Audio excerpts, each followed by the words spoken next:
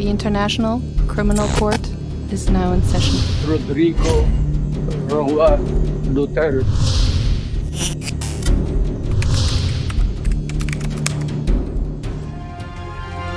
Tinawag ni Justice Secretary Jesus Crispin Remulla na forum shopping ang paghahain ng reklamo laban sa kanya at sa iba pa ni Davao City Acting Mayor Baste Duterte kaugnay sa pag-aresto kay dating Pangulong Rodrigo Duterte. Kahapon, naghain na reklamo si Mayor Duterte sa Office of the Ombudsman sa Mindanao.